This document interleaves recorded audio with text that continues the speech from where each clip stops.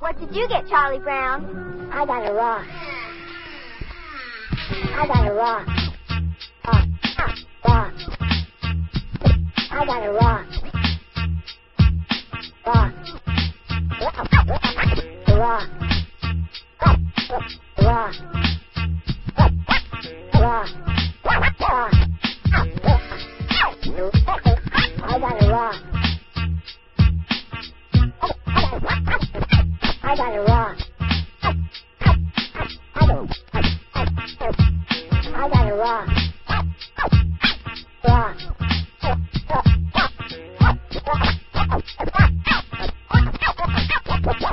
Rock. Rock. A rock. I got a rock. I got a rock. I got a rock. I got a rock. A rock. A rock. A rock. A rock. A rock.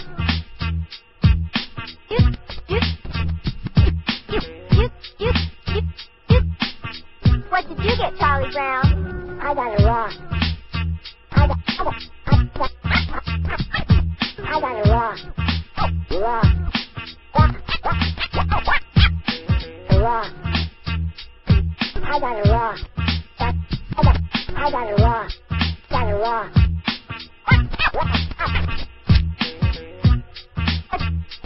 What did you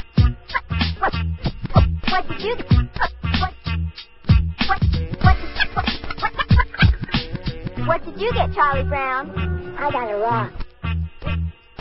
I got a rock. Rock. Rock. Rock. Rock.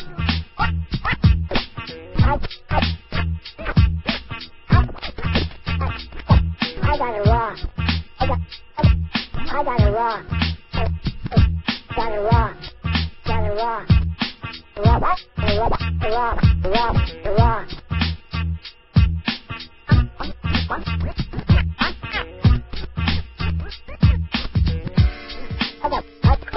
I got a rock.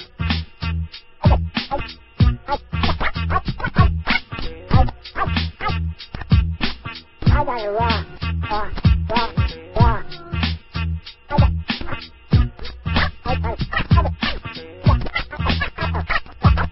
I got a rock. I got a rock.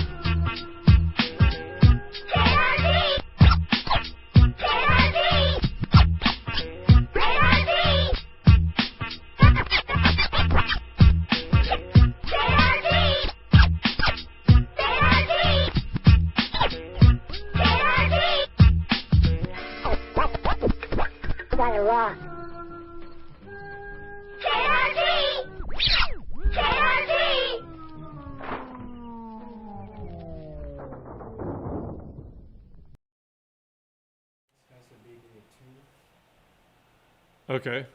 You're checking if that's like a psychograph or not. Yeah, we could discuss that after. But yeah, it's not a simple property test. You're going to have to develop an algorithm for it. Okay. All right. So we were starting to talk about minimum spanning trees last time because again, a lot of graph algorithms are taking a graph and transforming it into a different type of graph for preserving some property, making it larger, making it smaller, homeomorphisms, isomorphisms, however you want to look at it. But one of them is finding a minimum spanning tree. Remember that we are online, so if you have any questions, please go ahead and post to Piazza if you're with us, or you can post to YouTube. And so a minimum spanning tree is simply just taking a weighted, connected, undirected graph. If it's disconnected, you can still do it. It's just that you have to be careful because then you would end up with a forest. But you want what's called a spanning tree. So you want a tree that spans every single vertex and connects all the vertices together, right? So a spanning tree is simply a tree. And now what is a tree again? It's an acyclic graph. That is a subset of edges with the same vertices, right? That spans all the vertices, right? All vertices are connected by some path. Okay. You can, of course, find many different spanning trees. Many spanning trees may exist. You want to find the best, that is, minimally weighted one, right? In fact, you could find many equivalent minimum spanning trees, all of the same weight as well, right? There may be more than one, right? You can find one is no better than another one. So as long as you find one minimum spanning tree, you have solved the problem, right? So I'll just go ahead and go with a small little example here first. If I've got a graph that looks like this, there we go, with weights 5, 4, 2, and 1, right? So what would be a spanning tree of this very, very small graph right over here on the right-hand side? Let me go ahead and highlight some edges here. First of all, if I take this edge, does that span the entire graph? Just that edge? No, because that would disconnect this vertex and this vertex. Okay, so I'll go ahead and choose this one and say this one. Now that spans the graph, but what is its total weight? 5, 4, 1, so a weight of 10. Right? Is that the best that we can do? Well, let's back it up here. There we go. Is there another spanning tree that spans the graph that is lesser weight? Well, here's one, 5, 2, and 1. Right? Now that's of weight 8. Right? Is that the best that we could do? Careful. No. What if I took this one, and this one, and this one? Actually, what if I took all of them? Is that a spanning tree? Is that even a tree? No. So, why? Because it had a cycle right here, right? This forms a cycle. So, what's the weight of this one? 2 plus 4 plus 1, 7. That's probably the best that you can do. Right? So there are lots of spanning trees. There are and not in this particular example, but there may be, in general, many minimum spanning trees. We just have to find one. Okay?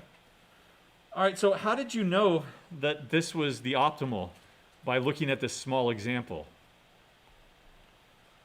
Should I take the largest weights first? Or should I consider the largest weights first? If I want to minimize something, what should I do? I should probably consider the least weights first. And that's what our first algorithm will do. Our first algorithm is going to be greedy about its choices. It's called Kruskal's algorithm. So let's describe as an outline first of all, and then we'll fill in the details as we go here after we look at an example. Kruskal's algorithm makes locally optimal choices. It's greedy about it. Right? And here, greed is not getting as many weights as you can. Greed here is minimizing the weights. So, by the way, it really doesn't matter because you can go ahead and negate all the weights, and now you're looking for a maximum spanning tree, right? So, a lot of optimization problems are like that. If you've got an objective function that you're minimizing, you can generally flip it so that you're maximizing it with respect to the negative values or something, right? So it's not that big of a deal looking for a minimum spanning tree or a maximum spanning tree. But in any case, it makes locally optimal choices. Right? It's going to be greedy about it, and each time it considers an edge, it's going to take the next minimum one as long as it maintains that tree property. Right? So again, the basic idea is that you consider all of those edges in increasing order, or non-decreasing order technically, adding them to your tree / forest as you go along, because it might not be necessarily connected at first, as long as you do not induce a cycle. That is, you create a cycle. So if I add this edge and it creates a cycle, it's no longer going to be a tree, and so I don't add it. Right? All right, so let's go ahead and go through a full example here with this more substantial tree. All right, so help me out. Which edge would I actually consider first if I'm considering them in non-decreasing value? I would consider the least weighted edge first, which is what? Oh, there are a couple of them here. Those two are weighted of 5. Do you see any that are less? No. So when I've got a tie, you can break ties arbitrarily, right? I'll go ahead and go in lexicographic order, but it doesn't really matter, right? So I'm going to go ahead and add this edge right here. And because it's the first edge that I've added, guess what? Is that going to induce a cycle? Nope. Okay. So I've got this vertex and this vertex now in my forest. The rest of these vertices are, of course, still vertices, but they're not connected to this tree that or this particular tree or branch or whatever you want to call it, since it's only one edge. But I will eventually, right? As I start adding these things. Now let's consider this edge right here. If I were to add this edge to the tree, would it induce a cycle? No. Right, so I'll go ahead and add it. Let me go ahead and keep track of these things as we go along. Here's the order that I will consider them in. AD with a weight of 5, I added. CE with a weight of 5, I added that. Right? Now, we're looking at the entire graph right here right now, but imagine what it looks like from the perspective of building this forest as you go along. It only looks like this, A, D, and then B, F, and G are out here in the ether, right? Disconnected, and then C and E are over here. Do you see that that is a forest? Right? It's a disconnected series of trees. Now there are 3 isolated nodes here, which we might call seeds if you want to, but there are 3, 4, 5 trees total. Right? And as we add more edges, we start combining these trees into one. Okay? So, with that visualization, let's go ahead and continue on the original graph here. What's the next one that I consider? DF. Why? Because it is of weight 6. Now, if I were to add that, am I going to induce a cycle with all these green edges? Nope. So we will go ahead and add it. Added. And now, that collapses what were originally what? I said 3, 4, 5 trees. Now we're down to only how many trees? There's 1, 2, 3, 4. So how many times am I going to have to add an edge in order to get down to the end? Where's my end game here? When can I stop? N minus 1 edges. Because if it's a tree with n vertices, then n minus 1 edges, as long as it's acyclic and we maintain that acyclicity, then we only need to add n minus 1 edges. Okay? What's next? I don't see any other that are 6, so A and B, that's a weight, sorry, the weight of 7. And should I add that or not? Added. Why? Because it doesn't induce a cycle, right? Right? So we've got this tree right here, and then this isolated vertex over here. We're down to 3 trees. We just need to add 2 more edges. We go in order again. What's the next one I would consider? B and E at a weight of 7. And I would add that, wouldn't I?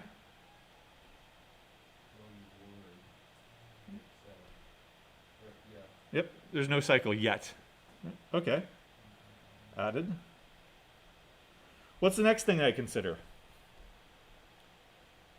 There's B and C of weight 8. There's also another one of weight 8, which is E and F. All right, well, let's consider adding B, C. Would I end up adding that or not? No, why? What if I did? There's your cycle. All right. What about EF? Would I add that? Nope, because there'd be a cycle. So I would ignore, and ignore. All right? Move on. The next one would be D and B, or BD, at 9, and EG at 9. What about BD? Nope. Why? Cycle. So, ignore. What about EG? Yep, go ahead and add it. Right? And like I said, we only needed to add 2 more. Do I need to consider any of the others? Added. Right. Do I need to consider, for example, F and G? Or what would be next? Yeah, FG with 11? Nope. I can stop the entire process right at that point. Because I've been keeping a counter. How many vertices were there before? 1, 2, 3, 4, 5, 6, 7. As long as you add, and as long as the original graph is connected, then all you need to do is add 6 vertices. Now, what if the original graph was not connected?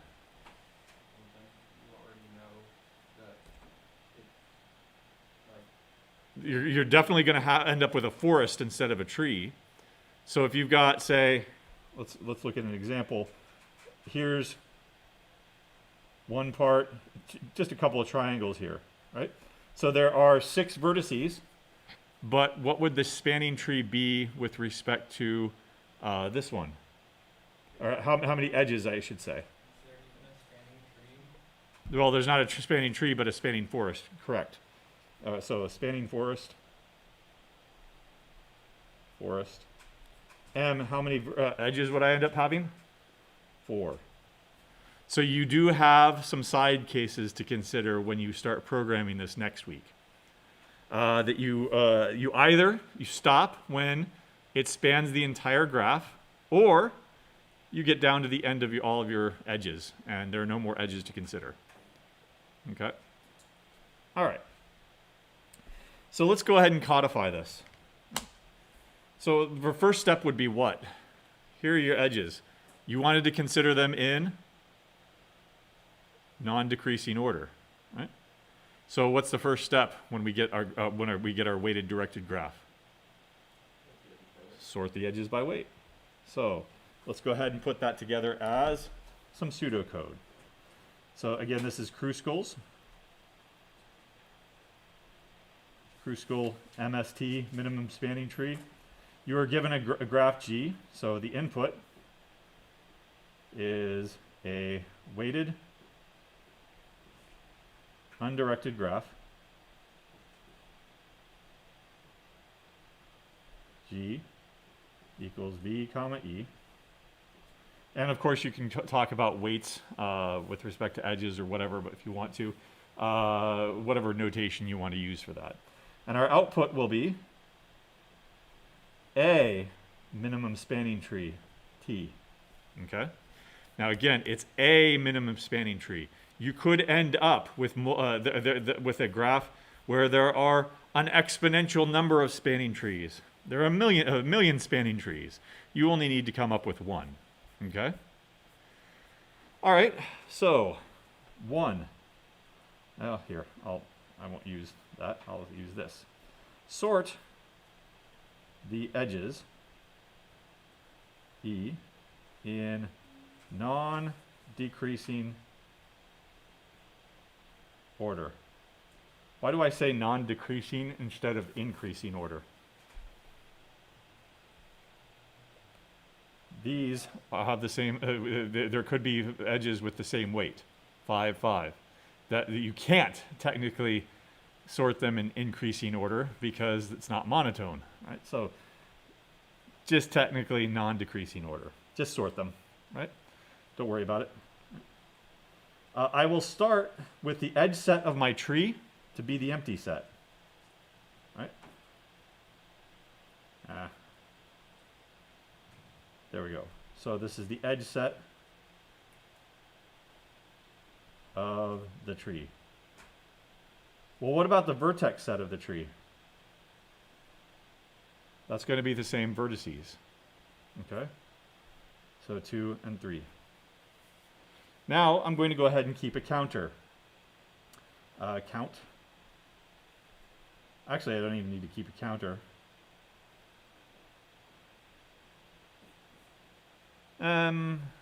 Okay. So yeah, I'll keep a counter. You can do it a couple ways here. Count. I'll start it at 1. There's 4. And while the size of the edge set in the tree is less than, as you said, n minus 1. Once you get up to n minus 1, you've spanned the entire tree. Okay? Actually, I don't even want to do it this way. I'm going to rewrite this on the fly, and you're going to help me. What happens if we do have this situation? Number of connected components, and then minus an edge between each one. So n minus 1 minus k minus 1, where k is the number of edges of number of connected components. Well, I think if you said there's one connected component that already has the 1 in there, I think it's just... Yeah, I mean, you could put that as a caveat that only give me one connected component, and that's a connected tree. But what I wanted to do was protect myself against all situations. So for each, I am going to rewrite this then. So do know that it will differ from the notes in the book, or the lecture notes, whatever. So for each edge e sub k in the original edge set, we need to consider in the sorted, of course. Right, so we're considering them in increasing order here. If I formulate a graph here with the vertex set and the edge set that I've currently built, union this edge, right, is acyclic, right, then I will add e sub k to e sub t. Okay? So this is nice pseudocode here, right here, right? This here is a graph. It's not the original graph, and it's certainly not the tree that I've built so far. It's a hypothetical graph. What if I were to add BC, right? Like this entire graph that's already been built plus this edge, hand that off to a call of DFS or something like that to determine if it's going to be acyclic or not, right? So you are building this temporary graph here, and you're asking some subroutine whether or not it's acyclic, right? And if it is, then that means that you take it, you add it. I don't know how to get rid of that. There we go.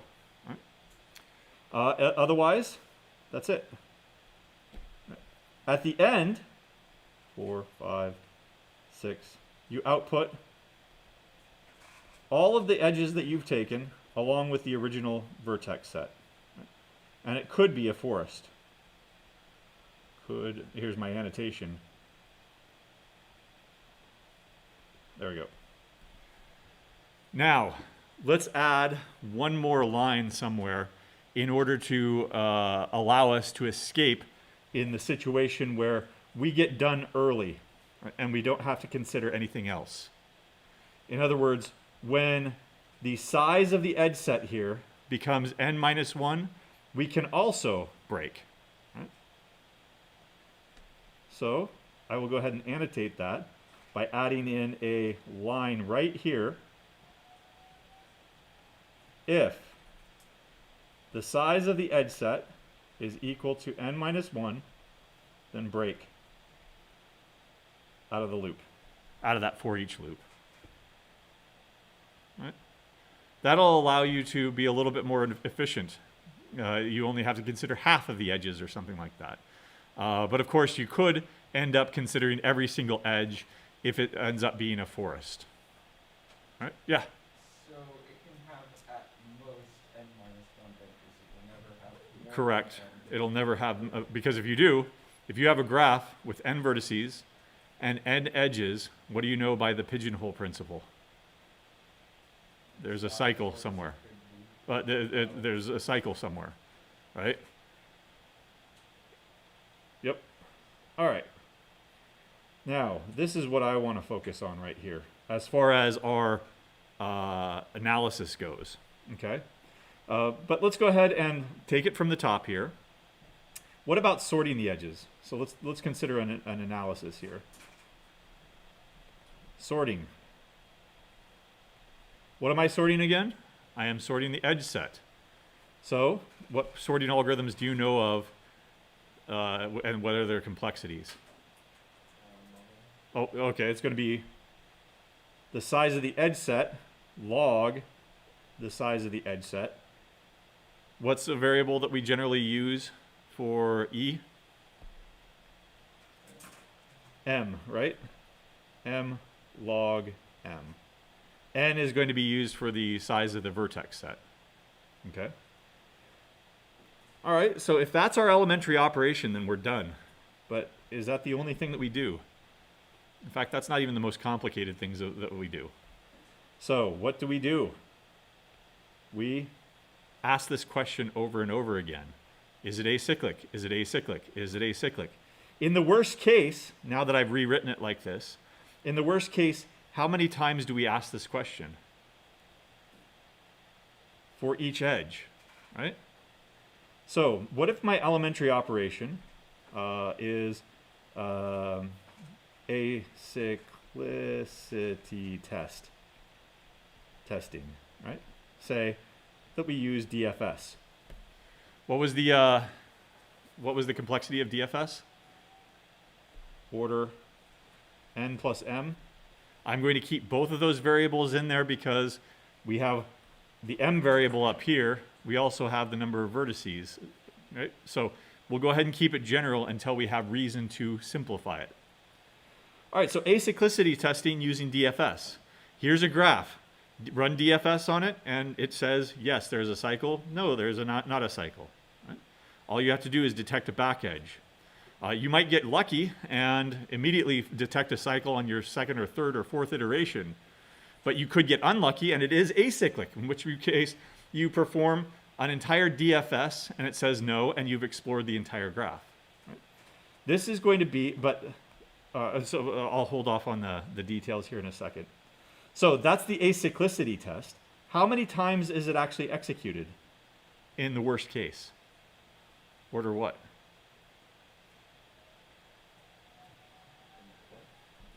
Well, it's done for each edge. How many edges are there? It's executed at most m times. So from that naive approach, you can say that it's order m times n plus m, which is the biggest one here? Order n? Oh, sorry. All right, maybe we need to review here. So, well, wait. Didn't we say in our loop that we would break out if we reached n-1? And you could get down to the worst case, where your keys are the last place that you looked, and the highest weighted edge ends up being the last edge that you take. You could get unlucky. Yeah. Oh, that one stinks. So m squared is probably going to be the largest. Why? Because the edge set is generally going to be greater than the vertex set for connected graphs. Right? Remember that if the vertex set, we call that n, then the size of the edge set, which we call m, is between n choose to and 0. Right? And so it's bounded above by n squared. So if we look at the worst case scenario here of order m squared, this is going to end up being order n to the 4th. Why? Because it's n squared squared, and it's n to the 4th. That's the naive way of thinking about it. Right? It ain't going to be that bad. First of all, let's come back to our example here, and let's think about asking the acyclicity question on a portion of the graph. All right? So I will go ahead and at one point we had this graph, right? That looks something like this. There we go. All right. What can you tell me about any intermediate graph that we run this pseudocode on as we go along? Right? What is the relationship between the number of vertices and the number of edges? I start out with all the vertices and vertices, but I start out with 0 edges, and on each iteration I only add 1, 1, 1, 1. Right? So this is what we would call a sparse graph. Right? So fact, each graph that we ask this question on is sparse. And the definition of sparse here is that the number of edges is going to be order n. Tell me why. Can it be n squared, order n squared, or n log n? If it were, then what happens? If it's n or greater, what happens? I break out of the algorithm entirely. Right? So, use this fact. Fact, each DFS is on a sparse graph, where m is going to be order n. Now, let's plug that back in up to here. And this already comes down from order n to the 4th down to what? Order n squared. Just by doing a more careful analysis and thinking about what kind of graph are you actually asking this question over and over and over again. Right? You're not asking it on a complete graph with n squared vertices or n squared edges. You're asking it on a sparse graph with at most n minus 1 edges. Right? So in other words, that DFS is going to be very, very, very fast. It is not going to be order n plus m. It is going to be order n on a sparse graph. Right? Can we get it down even further? I would too. Well, we only look at ones connected to the node we're connecting. So Ah. to restart DFS. Okay. And it's a sparse graph. How could we exploit the structure of the graph? Again, data structures and algorithms and data structures, right? We're always looking for that structure to exploit. Let's think about this a little bit generally. Yeah, go ahead. We could check to see if each of the vertices, the edges connecting already exist in a vertice that's in our tree. So if both vertices All right. Replace tree with current connected component. So what I mean by that is we're going to ask, all right, we've got this edge, x and y, right? So what I want to do is, I'll have a question here. Does adding x, y create, or again, the proper term there is induce. Induce. The only other time I've ever heard that word in the context of a verb is inducing labor, right? You are inducing a cycle, though, right? You are creating a cycle. You're forcing a cycle, right? You're creating a cycle. Does adding create a cycle? Right? Let me change that to an equivalent question. If I've got a bunch of disconnected components, let's consider some examples. If I were to add from this vertex, say that this is x and this is y, and I ended up adding them. If they were in different connected components, is that going to induce a cycle? No. All right. If they were in this component and this component, adding them, does that induce a cycle? No.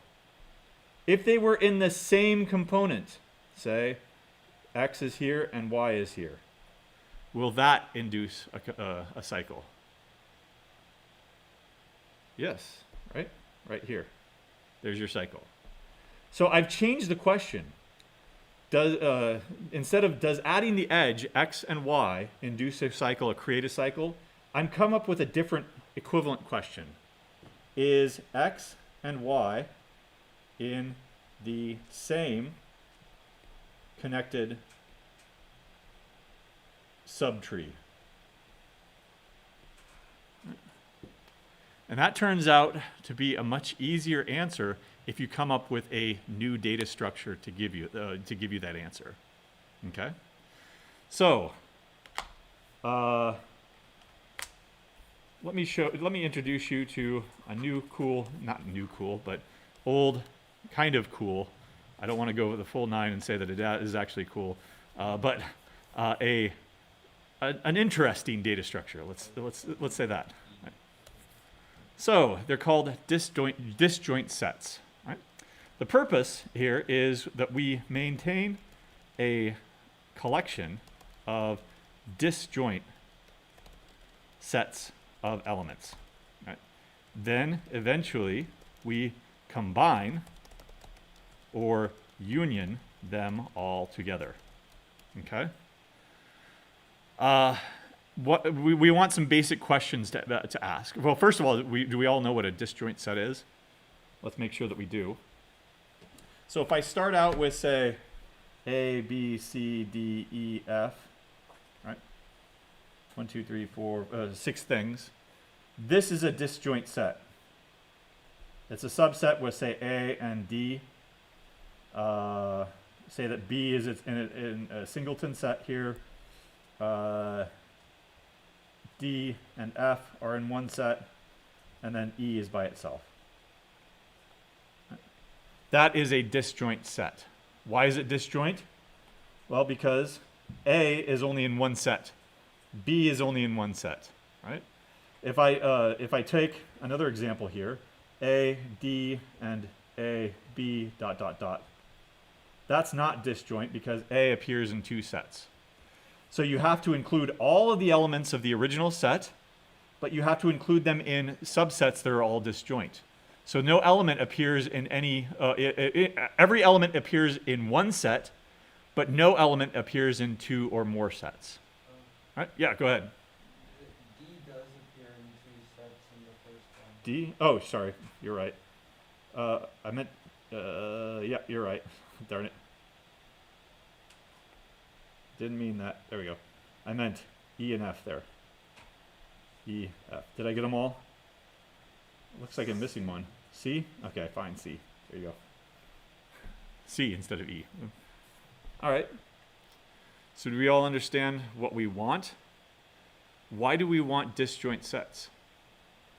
If this is a tree, this is a tree, this is a tree, and this is a tree, then I've changed the question from asking whether or not adding them would induce a cycle to coming up with a question of, are X and Y in the same disjoint set? Are A and B, D, are they in the same tree? And therefore, if I connect them somehow, that would induce a cycle. But I do want to connect from one tree to another tree, giving me a new tree, A, B, and D, leaving the rest of the trees by themselves. Right? So don't think of them as disjoint sets. Think of them as sets of vertices inside of a tree. And then how do I proceed? Once I've found that, oh, they're in different disjoint sets, go ahead and add that vertex and collapse that set. I continue until this gets collapsed to A, B, D, E, F. And C is still over by itself. And then you collapse this until it's the entire thing, and you're done. Right? So if you start out with n disjoint sets, and you start unioning them together so that they're still disjoint, then you've achieved what you want, right? With a very, very simple data structure. Now, how do we achieve that data structure? It is called a disjoint set, right? Sets are going to be represented by trees. Right? They're not the traditional trees that you're used to, binary search trees or heaps or anything like that. Sets are represented as trees, but there might be an arbitrary number of children. So for example, you could have a node with 5 children, 6 children, 50 children. Every node could have 1, 2, 3, 4, 0 children if it's a leaf. You could have as many children as you want. To do that, we don't keep track of your children Instead, each child keeps track of its parent, right? So that these 50 children here that are all the children of this parent, the parent doesn't have to maintain 50 references to these things. Instead, each one says, I know who my parent is. Okay? So it's only one way. It is not down. And we're only going to work one way. We're only going to work from the bottom up. Okay? Each set is identified with a representative, right? The root of the tree. Right? So not just your parent, but you could have parent, grandparent, great-grandparent, great-great-grandparent, and then that ends up being the root of the tree. That's your representative. Okay? Let's think about basic operations here in a second. I'm going to show you a visualization of it, though, first. Here's a disjoint set. That's too much. Expand it out, can I? There we go. That's not what I wanted.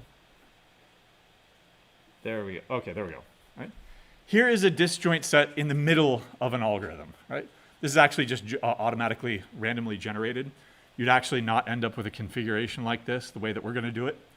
But you've got 4 disjoint sets. The first set over here consists of 0, 1, 2, 3, 4, and 10, but its representative is 3. So how do you know that 2 things are in the same set? You go all the way up to their parent, and if it's the same parent, then they're in the same set. 7 and 11, you go up all the way to its parent. Its representative is 5 for 7. 11, it's also 5. They're in the same set. But 11 has a representative of 5, and 0 has a representative of 3, so they are in different sets. Right? Now, how do we go about combining these things? So I want to take I've got an edge here that connects 10 and 11. How do I go about combining those 2 sets? Let me go ahead and union 10 and 11. Right? And it's going to be kind of fast here, but I'm going to tell you what's going to go on here. The first step is we find the representative. So 10 goes up to 3 and finds that that's its representative. Something additional is going to happen here. We don't want our trees to be very deep. If our trees are very deep, they could be as deep as order n, and that kills our efficiency. We want them to be as shallow as possible. So when we combine these things, what we're going to do is we're going to always combine the shortest tree, the shallowest tree, to the bottom of the deepest tree. Right? But not only that, each time we go through and do a basic operation, I can collapse things. Right? Look at this first tree over here. 3, 4, and 10.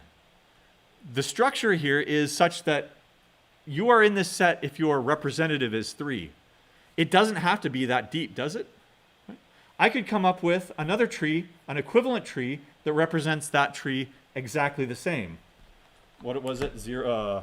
What was the representative? 3. 1, 0, 2, 4, 1, 0, 2, 4, and what's the other one? 10. There we go.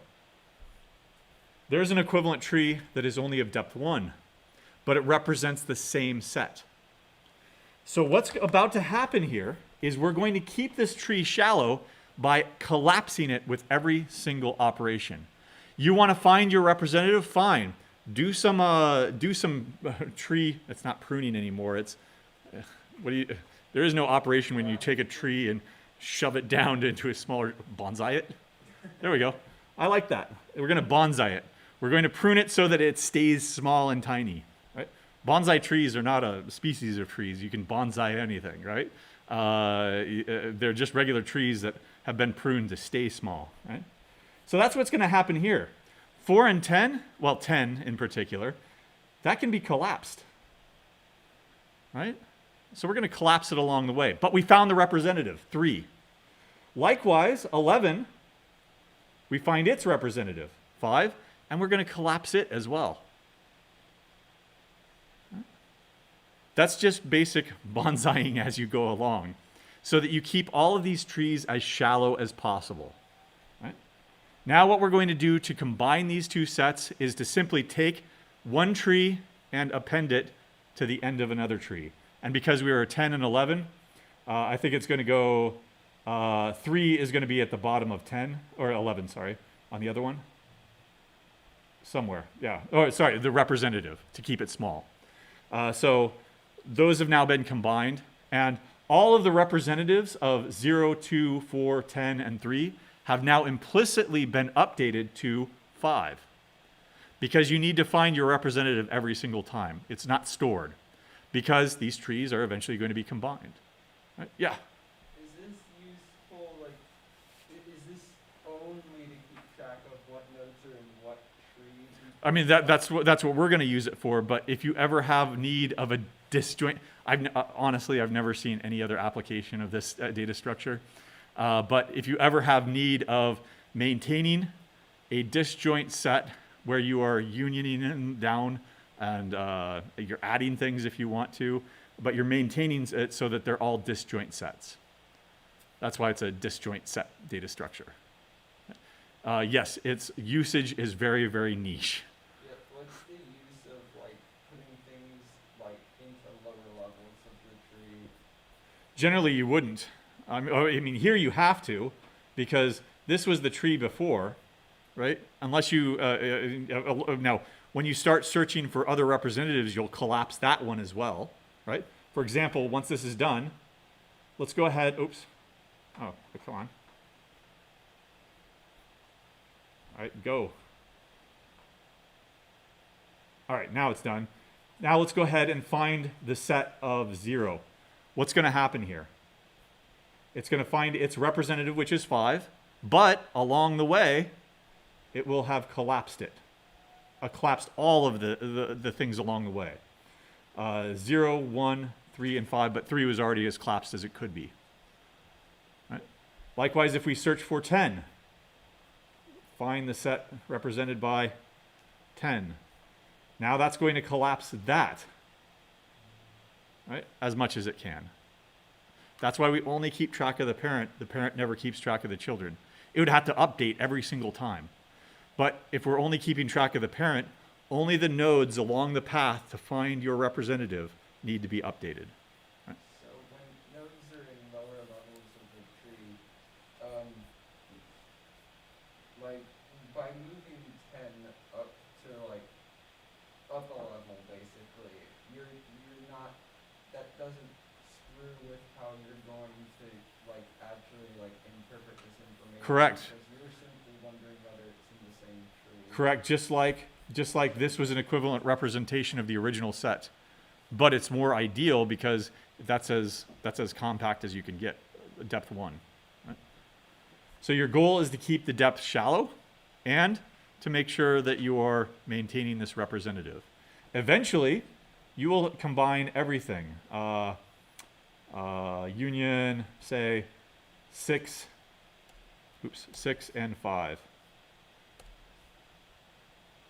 And that will eventually collapse into one tree. And now you collapse union. You set union, right? Take one set, another set, you union them. They're in one set now. And say of 7, that's fine. That's good enough. It finds their representatives. 12 is its own representative. And so it ends up with one tree. And at that point, you are done with Kruskal's algorithm if you use this as a data structure. Right? So I've got a implementation here that we will in Python that we'll look at in detail later on, but you can kind of see what the basic operations here. What are the basic operations? Well, they're all also listed here. You can initialize, you can find the set representative, you can determine, given these two things, are they in the same set or not? Right? Because that's the acyclicity question. If they're in the same, then that would induce a cycle, so you don't take that edge. You union them, so once you do take that edge, you need to make sure that those two trees are now combined into one set. So those are the 3 or 4 basic operations. How is each one of them done? We'll save that for next time. But I'll go ahead and show you this to you in operation, or whatever I want to say, right? So all I do is take hello world, how are you, 5 strings. And I initialize a disjoint set with all those words, and I print it out. Okay? And then I ask, what's the representative of how? So Python 3, oops. Disjoint set. Sorry for the donk. Python 3, disjoint. Sorry for the donk. So there's the tree representative. First, each of these 5 nodes gets its own tree and it's its own representative. The representatives here are simply going to be integers, 0, 1, 2, 3, 4. Oops. Not representative, but represent.